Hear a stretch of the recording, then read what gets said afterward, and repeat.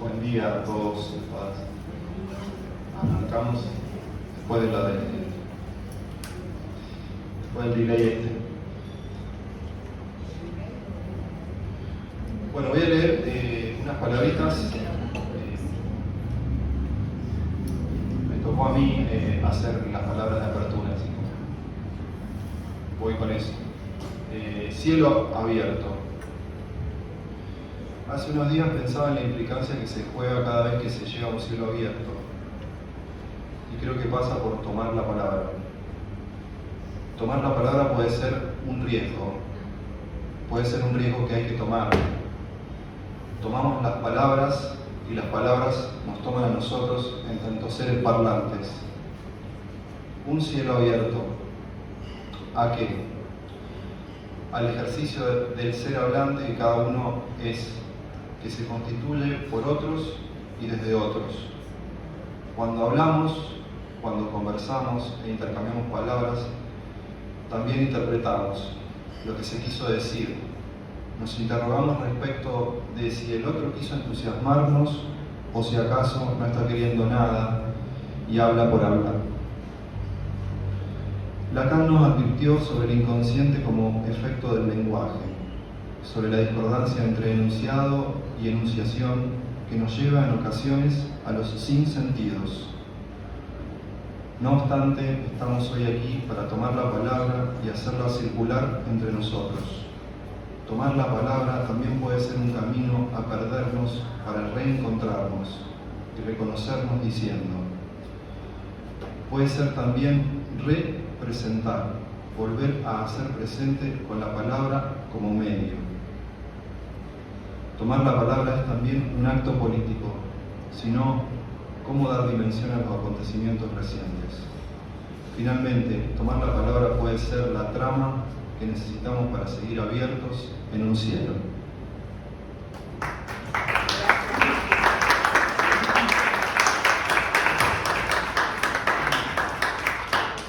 Bueno, buenos días a todos y a todas. Voy a dar comienzo al primer cartel del día, que es el lugar del tiempo y el dinero en la experiencia analítica. Los cartelizantes son Sebastián Lucero, Lourdes Peoni y Fabiana Gallo. Bueno, no sé quién comienza. Bueno, si retomo algo o rescato algo del primer cielo abierto, fue la posibilidad de tomar un recurso muy valioso para mí en lo singular, y fue el chiste. Hoy no podría hacerlo. Son tiempos difíciles en nuestro país, pero aún así rescato la importancia de poder estar acá, de que la lectura sea siempre un lugar que abrace, que cobije, que siempre podamos seguir pensando y preguntándonos, ofreciendo así la lucha y la resistencia. Son tiempos difíciles. El lugar del tiempo fue algo que nos propusimos trabajar, investigar, leer, y en esta oportunidad mi encuentro fue con la erótica del tiempo de Milán. La sesión lacaniana se ocupa del desecho del tiempo. Al no prestarse a la espacialización, expulsa el tiempo, entendido como un continuo homogéneo, lineal, uniforme, y da lugar al tiempo que existe, al del reloj. El que éste deja afuera, a la aceleración, a los ritmos, a la expansión, al punto de capitón. La espacialización del tiempo es un concepto fundamental de la ciencia, pero es relativamente reciente y no se impuso sin provocar resistencias. Gastón Bachelard llamó obstáculo epistemológico a esas resistencias. Hubo filósofos y matemáticos que intentaron describir una intuición primaria del tiempo como si tuviera solamente una dimensión, es decir, el tiempo como una línea. Fue Newton el primero en emancipar el tiempo del movimiento, el primero en pensar el tiempo en sí mismo. Podemos decir que la teoría de Kant sobre el tiempo como forma a priori de la experiencia es la traducción filosófica del absoluto temporal de Newton. Y esto nos interesa porque Freud, en Más allá del principio del placer, 1920, discute la afirmación kantiana según la cual el tiempo y el espacio son formas necesarias del pensamiento. Freud considera que el hecho del inconsciente desmiente tanto la teoría del tiempo absoluto de Newton como la filosofía de Kant. Lacan, en el inicio del seminario libro 5, Las formaciones del inconsciente, introduce el esquema que permite darnos cuenta que si admitimos una doble temporalidad, no hay más sofisma. En nuestras palabras, no hay más sofisma si aceptamos no el tiempo lineal, sino una doble dimensión del tiempo.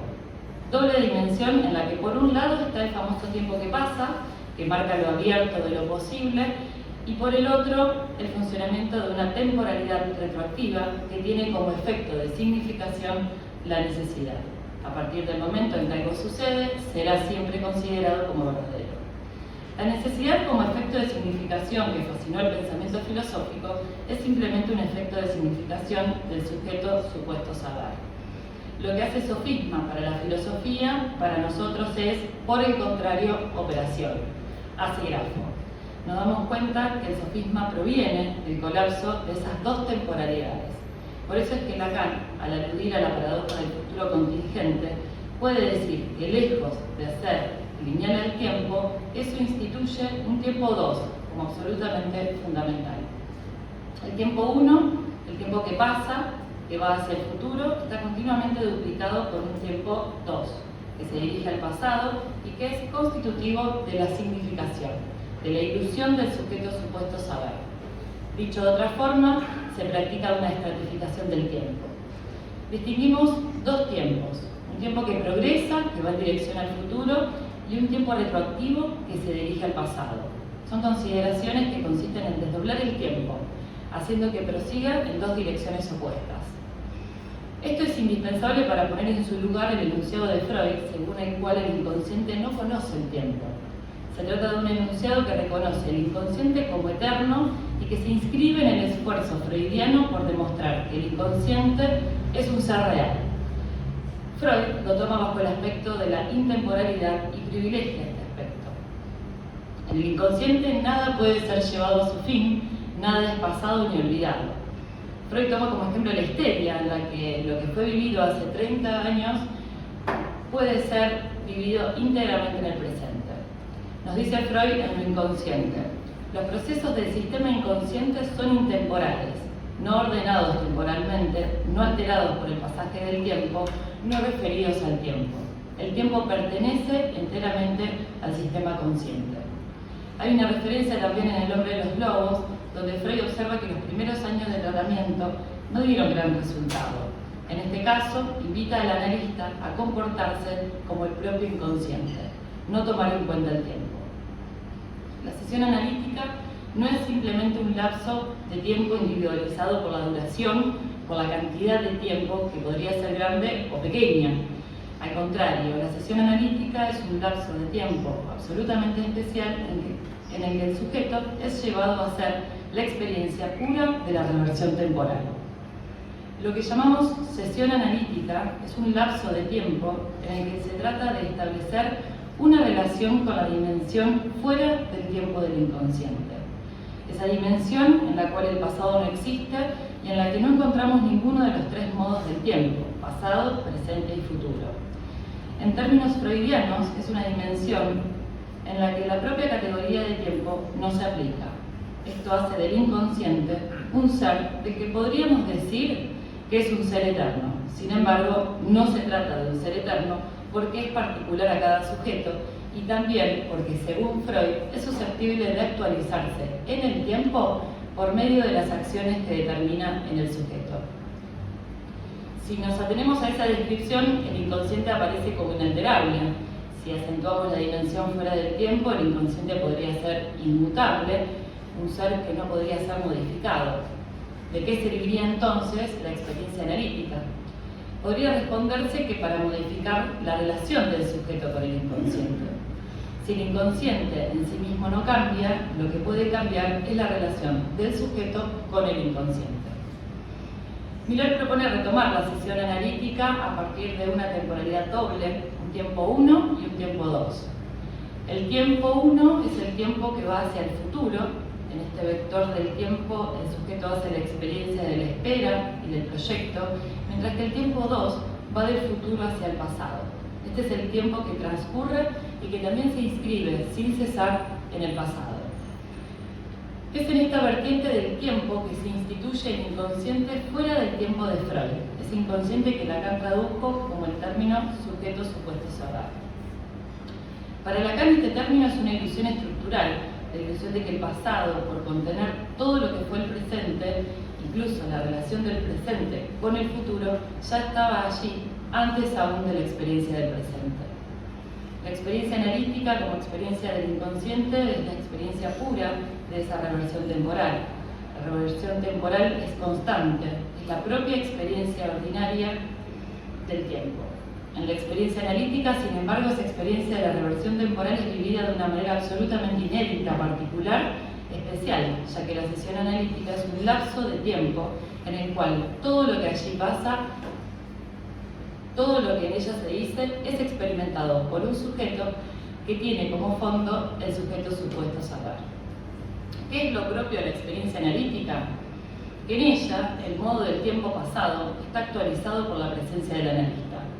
El analista está allí y vuelve presente la inscripción del presente en el modo pasado. El analista se dedica a encarnar en la actualidad la instancia del pasado. Y es por eso que no se trata simplemente de saber, sino de un sujeto supuesto saber. El tiempo del analizante es el tiempo 1, el tiempo progrediente. Él habla y habla persiguiendo la frase en el tiempo progrediente de la sesión. Mientras que el tiempo del analista, el tiempo como analista, el tiempo que el analista representa para el analizante es el tiempo 2, el tiempo regrediente.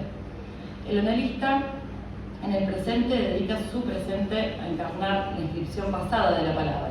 Eso es lo que llamamos sujeto supuesto saber, encarnado por el analista en el presente. No es una noción hacia el pasado, sino que por el contrario ocupa el presente del analista como cuerpo vivo. ¿Cuál es el tiempo de la sesión analítica que hace su diferencia propia?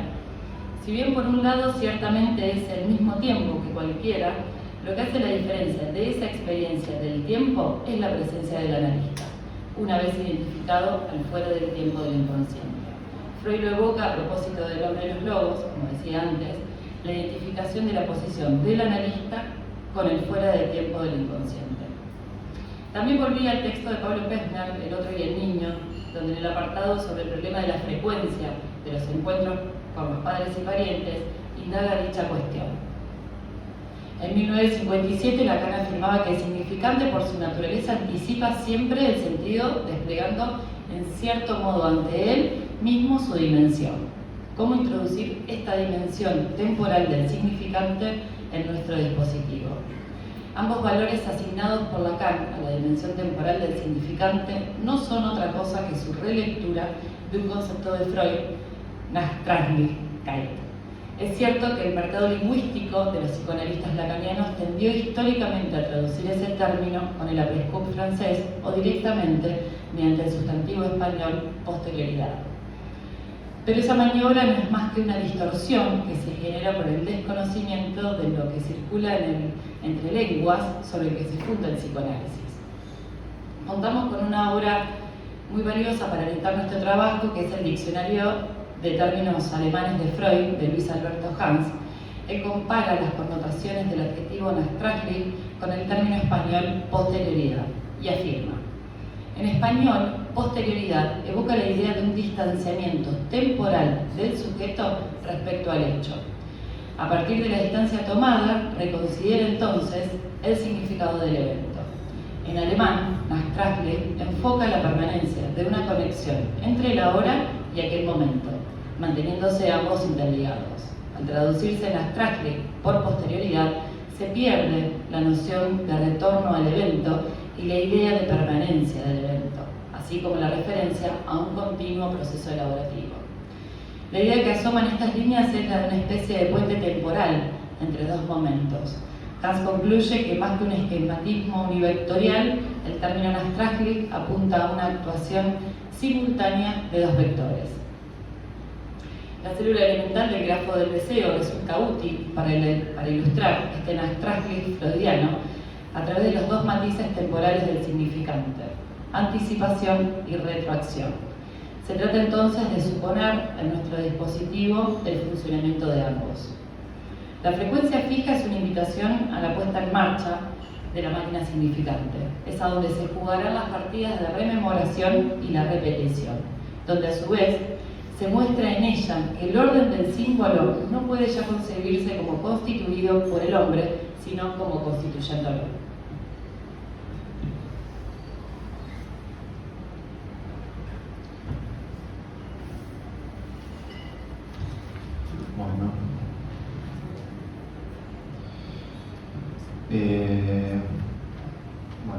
lugar del tiempo y el dinero en la experiencia analítica. En el primer cielo abierto, bueno, yo no había podido desarrollar las ideas que había planteado en ese momento porque me quedé sin tiempo. Creo entonces que voy a retomar algo de lo anterior.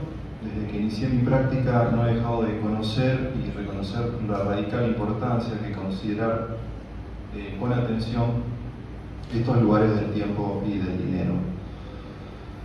Tal vez, como lo habláramos con mis compañeras, lo vemos de un modo singularmente distinto al disponernos a realizar recorridos de lecturas en el marco de la grupalidad del cártel.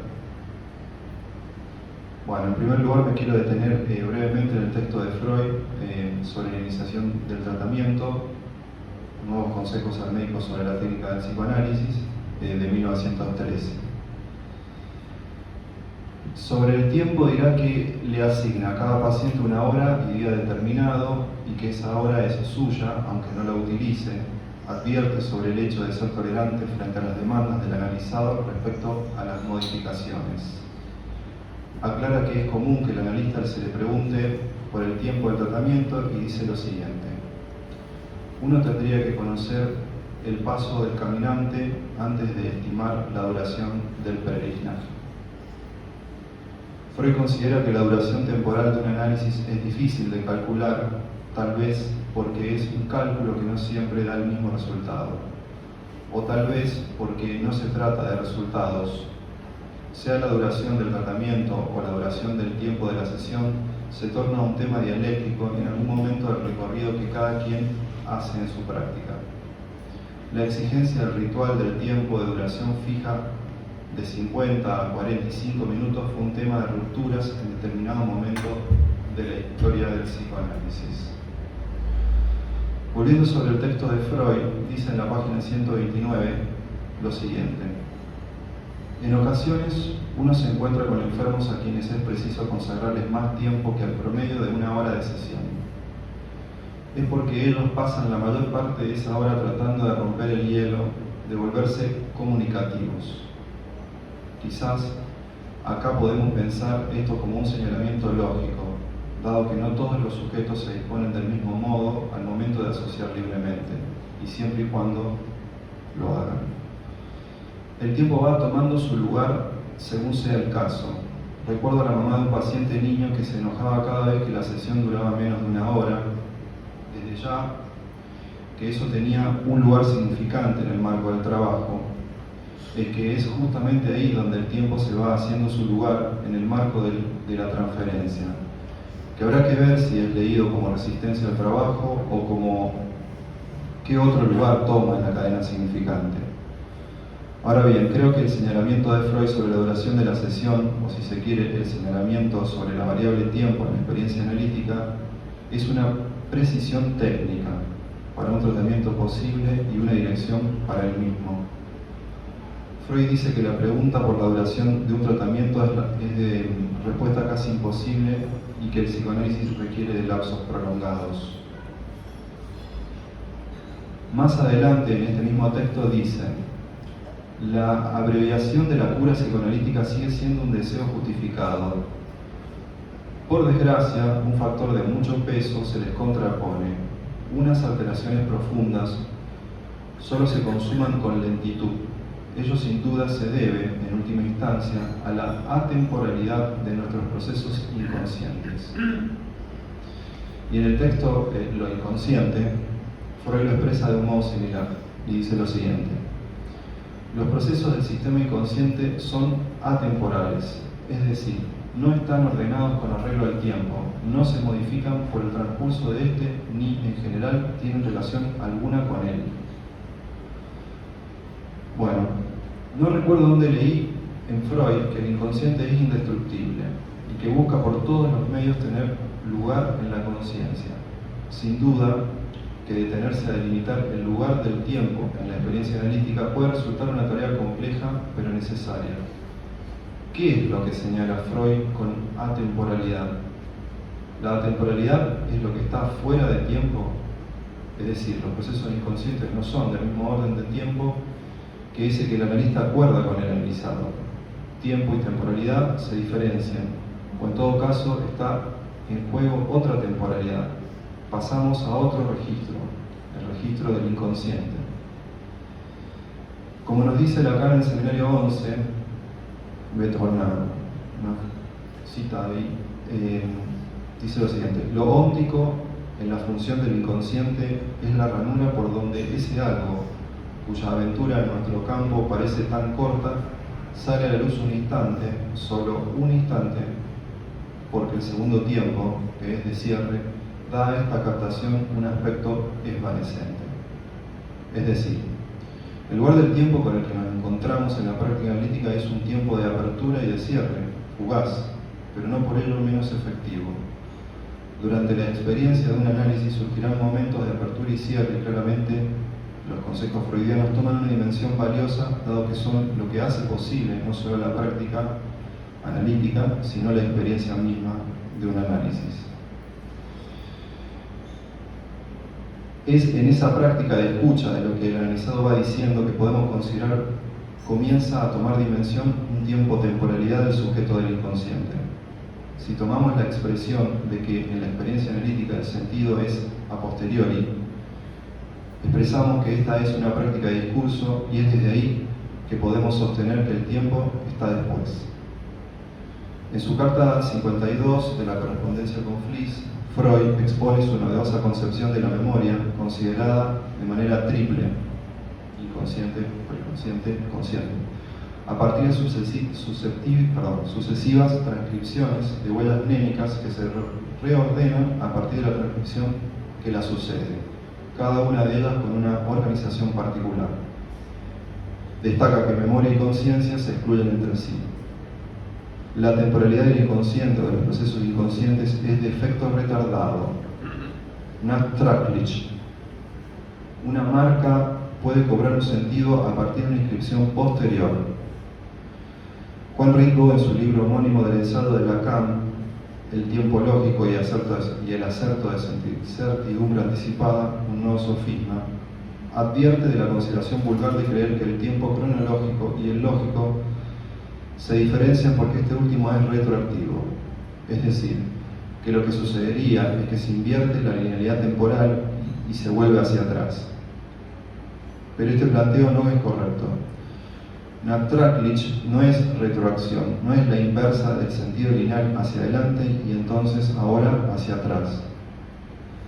Nachtracklich es efecto retardado y Freud da cuenta de esto en el análisis del caso del hombre de los lobos cuando dice lo siguiente: el analizado expresaba a la edad de 25 años unas impresiones y modificaciones de su cuarto año de vida con palabras que en esa época no habría hallado. Este es simplemente un segundo caso de posterioridad, Nachtracklichkeit, efecto retardado. Cuando tiene 1 año y medio, el niño recibe la impresión frente a la cual no puede reaccionar suficientemente. Solo la comprende y es capturado por ella cuando es reanimado a los 4 años. Y solo 2 decenios después, en el análisis, puede asir como una actividad de pensamiento consciente lo que ocurrió entonces dentro de él.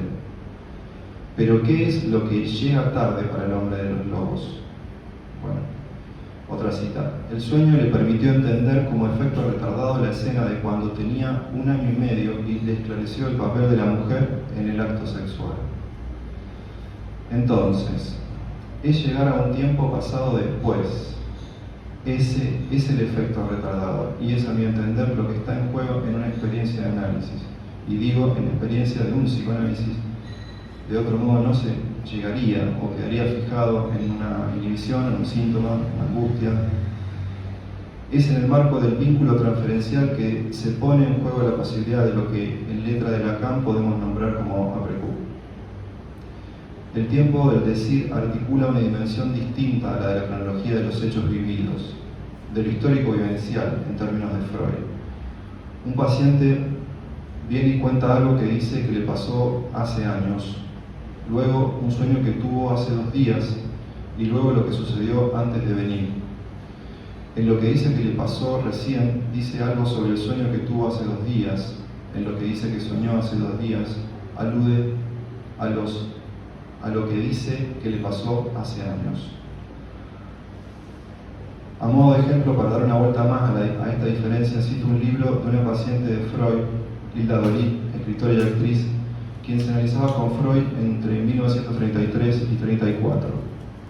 Quiero decir, el ejemplo es, ¿no?, del tiempo entendido como el marco de cierto acuerdo con el paciente respecto al horario de la sesión, y por otra parte, el tiempo del decir del paciente, donde se pone a trabajar la maquinaria inconsciente, la maquinaria del inconsciente en transferencia.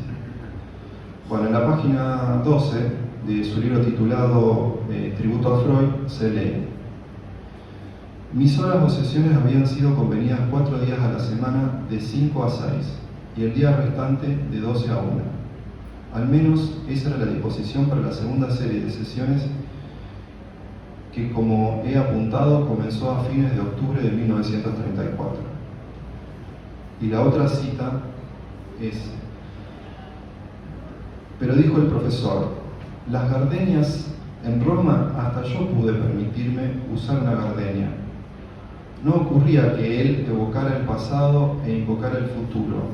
Era un presente que estaba en el pasado o un pasado que estaba en el futuro.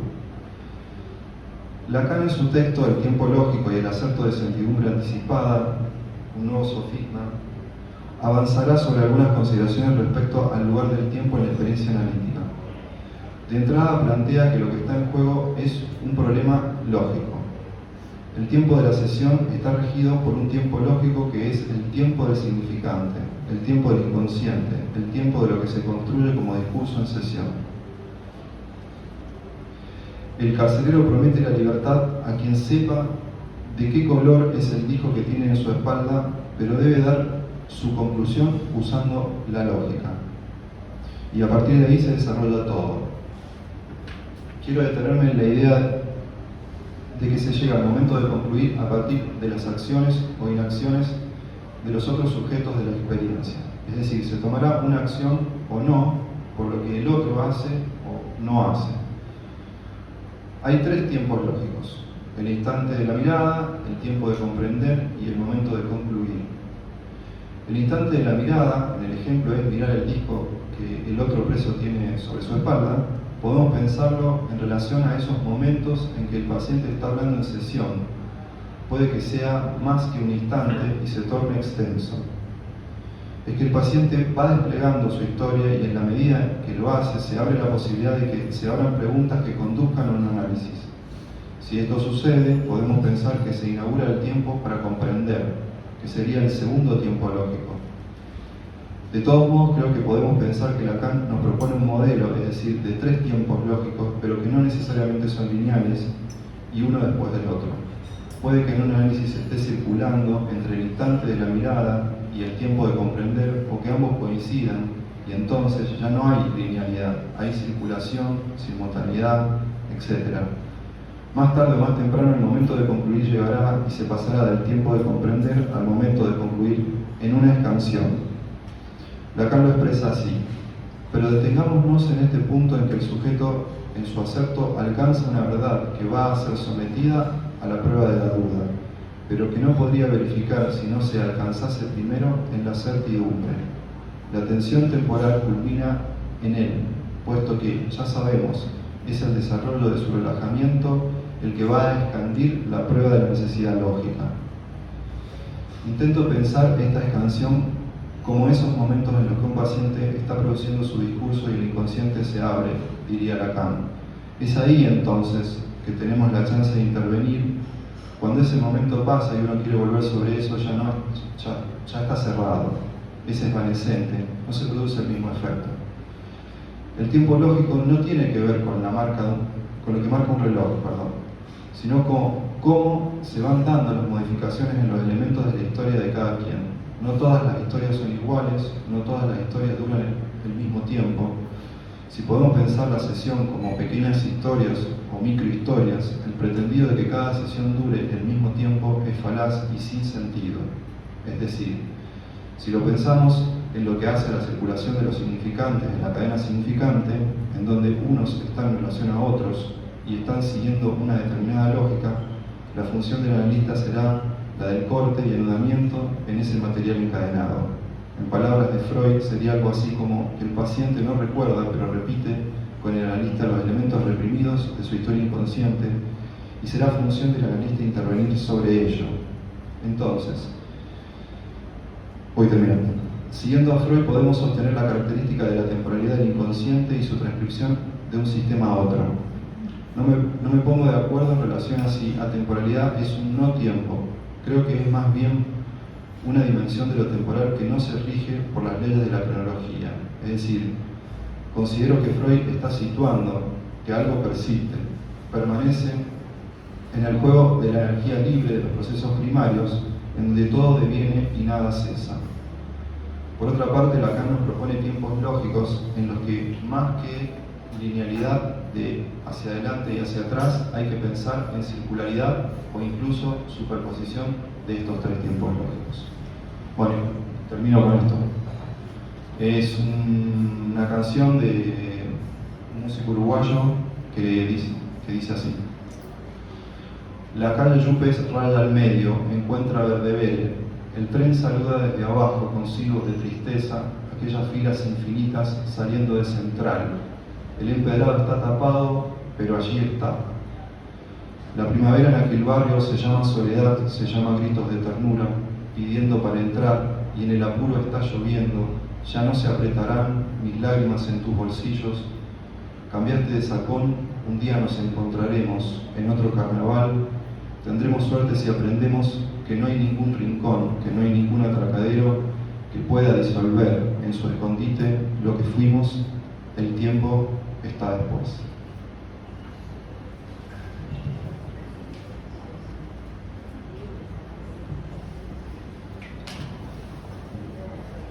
Bueno,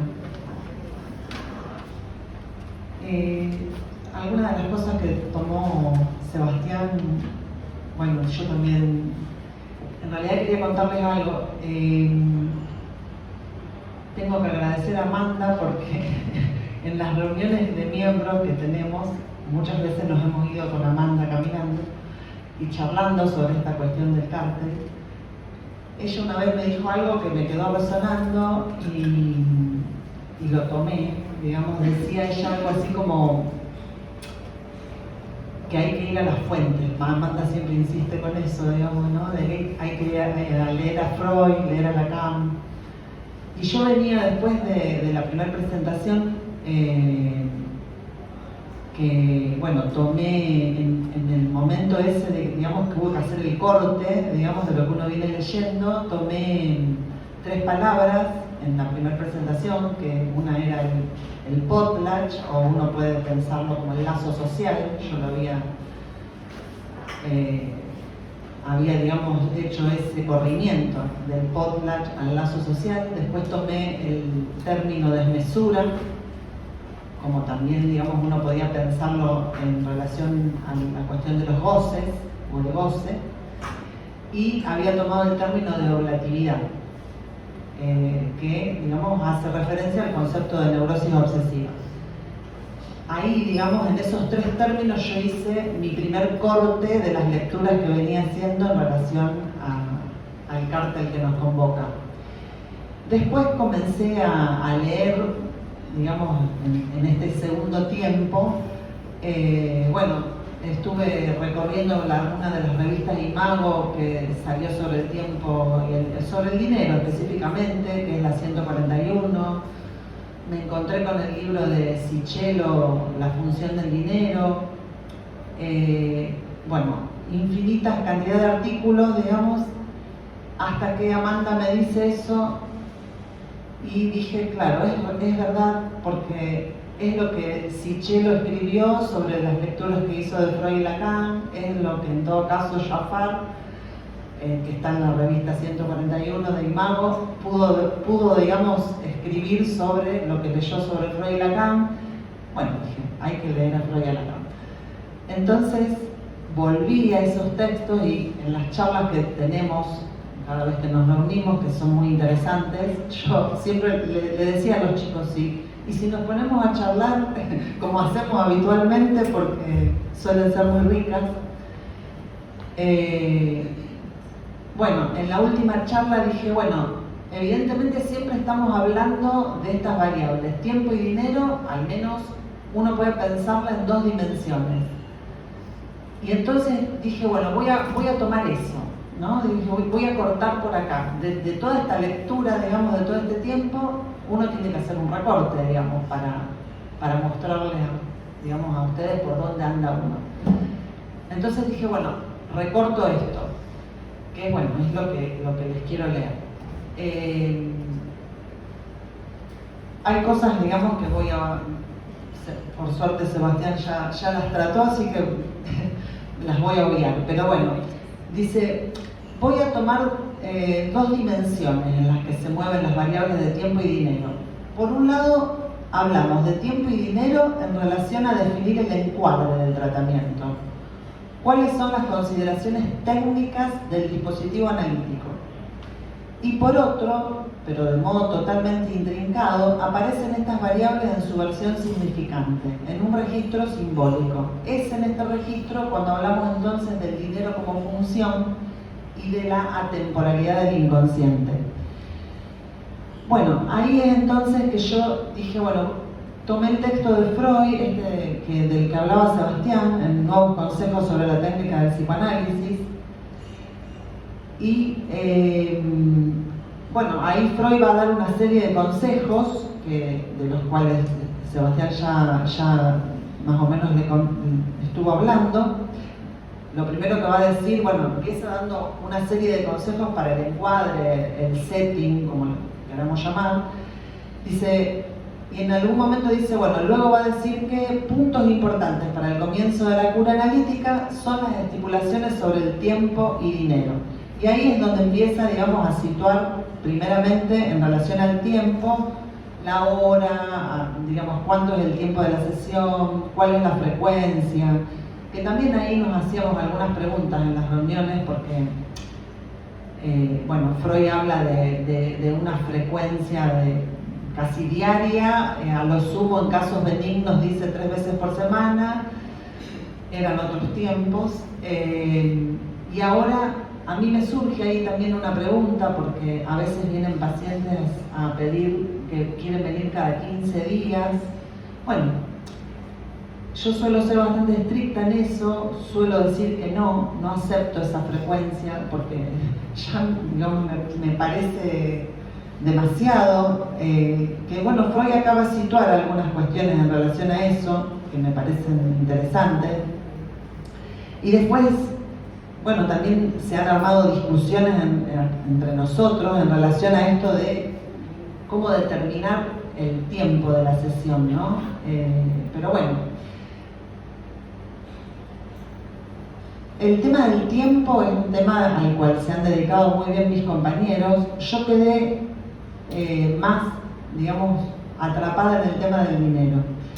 Freud, en ese mismo texto, va a decir: el punto siguiente sobre el que se debe decidir el comienzo de una cura es el dinero, los honorarios del médico. Otra cosa, en ese mismo texto de los consejos al médico, además de que Freud va a situar esto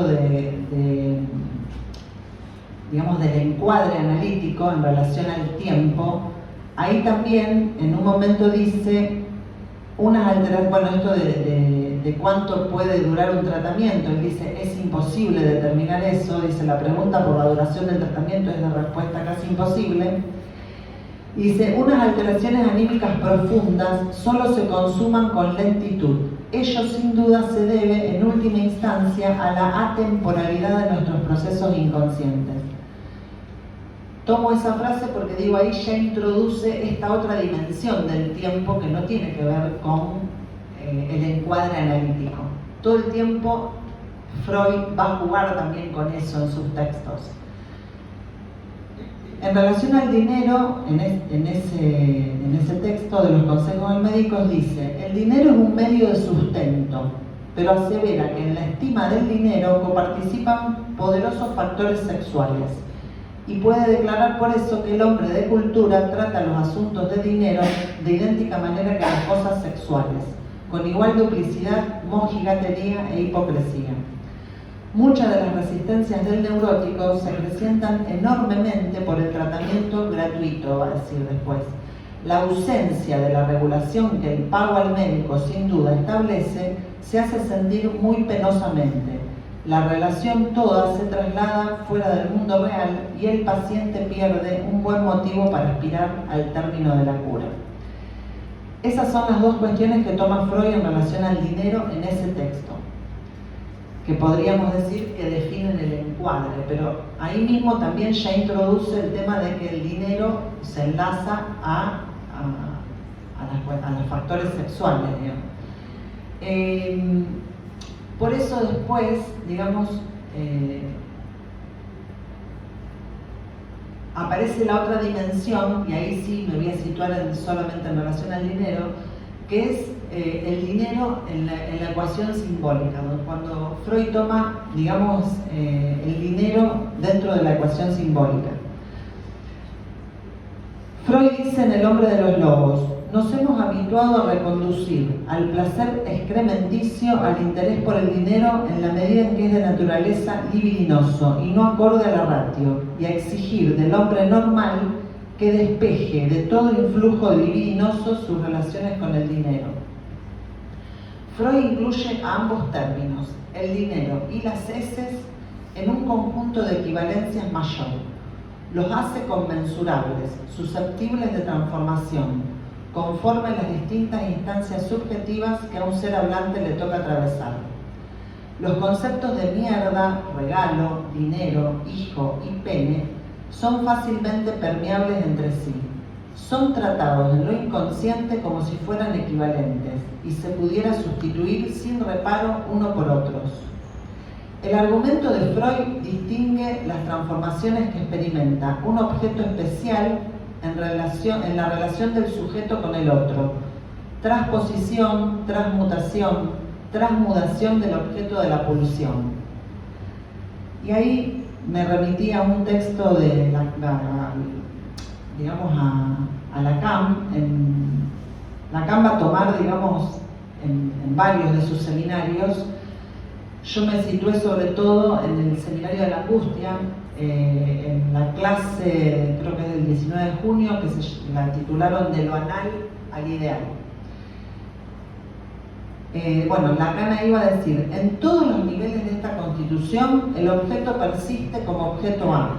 En las diversas formas en que éste se manifiesta, se trata siempre de una misma función y de saber cómo se vincula a la constitución del sujeto en el lugar del otro y lo representa.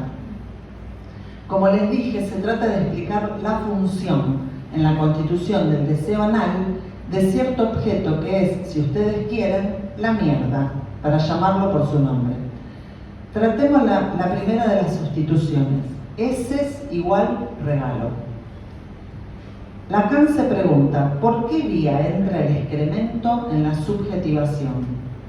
Si las heces son el primer regalo, lo son en tanto constituyen una parte de su cuerpo de la que el lactante solo se separa, dice Freud, a instancias de la persona amada. La caca es el regalo más importante, es el primer trozo de lo corporal al que se debió renunciar. La mierda deja de ser un objeto natural, expulsable conforme a los ritmos biológicos, y pasa a ser objeto simbólico, un objeto de ofrenda del sujeto al otro. Considera la mierda una parte simbólica del cuerpo propio, una parte con cierto valor. Un objeto parcial, su entrega es una respuesta al pedido del otro, la persona amada. Se le pide al niño que retenga, se le exige que retenga demasiado tiempo, que inicie la introducción del excremento en el dominio de la pertenencia del cuerpo, haciendo de él una parte del cuerpo, considerada al menos durante cierto tiempo como algo que no se debe alienar.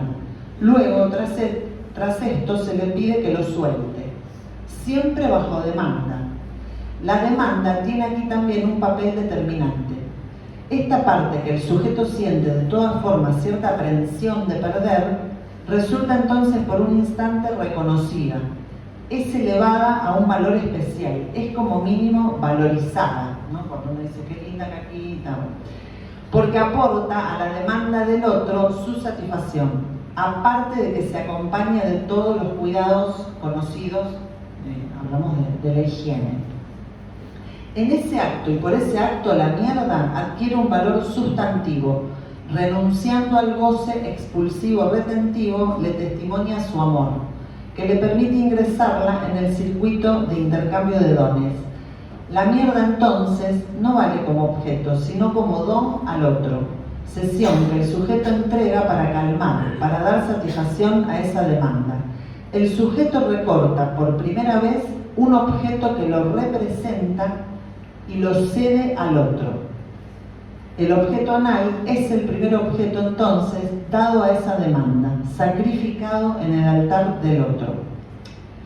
Bueno, dice, como decíamos en relación al potlatch, el sujeto gana un nombre cuando lo cede, y ahí, digamos, se vuelve, digamos, esta lectura a la primera parte, digamos, donde yo empecé hablando del potlatch, ¿no? Digo, me sorprendió eso, que por otras lecturas llegué también, digamos, al mismo recorte. Y bueno, y si vamos a hablar digamos, del deseo anal, aparece toda la problemática del neurótico obsesivo, que yo también la tomé en el primer recorte que hice. Dice, la fenomenología del neurótico obsesivo retenido en la identificación con ese objeto indica una queja, un pesado sufrimiento que arrastra cuando advierte que sus actos están orientados a la satisfacción del otro, que su vida entera está entregada a intentar mantener en calma a ese otro, por lo cual le resulta necesario primero leer en el otro una orden, un reclamo, una demanda, que ingresará en el régimen anal y así en el circuito del don. Y es lo que yo había hablado en la primera vez de volatilidad. Bueno, sé que tengo poco tiempo. Bueno, voy a terminar con algo que... Bueno, si querés dar un cierre. dale. Raúl Jafar dice en su texto titulado Acto de amor, acto de pago, dice, ¿cómo no reducir el pago al cobro de un servicio? ¿Cómo ir más allá de una tarifa? Dice, si el cobro y el pago son recíprocos y complementarios, digo porque entonces esto termina de unir esto de que el encuadre del tratamiento, establecer un honorario como una tarifa, digamos, no deja de estar, digamos, no podemos pensarlo fuera de la experiencia analítica también en un orden simbólico. Si el cobro y el pago son recíprocos y complementarios, los servicios se retribuyen solamente gracias al equilibrio, pero esto no es el pago simbólico en un análisis. Es confundir el pago con una función social que se complementaría con el cobro del analista.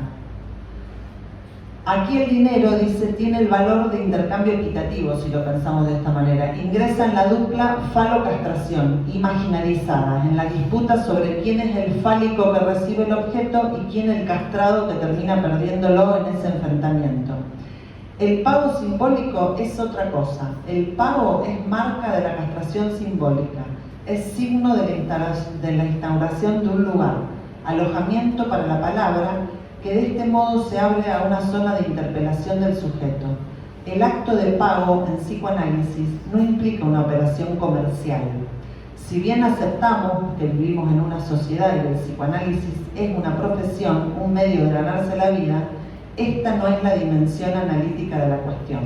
Bueno, y podríamos seguir hablando un montón porque en realidad, digamos, a raíz de esto se armaron unos interesantes debates entre nosotros en cada una de las reuniones. Pero bueno, hasta acá.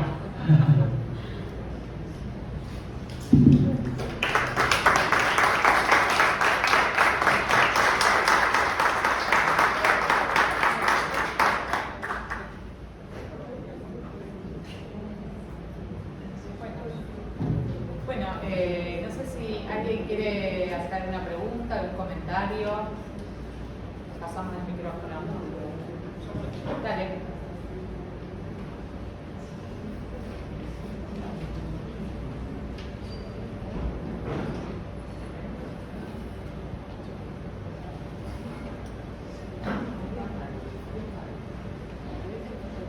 Sí,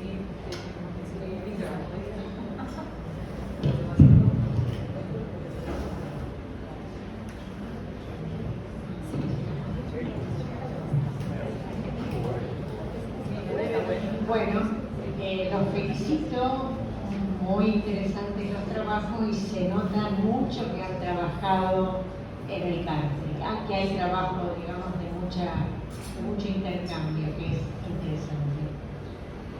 interesante. Bueno, me interesaba, coincido con Sebastián, lo atemporal me resulta sumamente complicado para pensar. Pero me detuve también en lo nastrali y en ese sentido, Lourdes, me viene muy bien el comentario que vos hiciste. Porque pensaba que hay algo que vos dijiste algo así como que el analista encarna.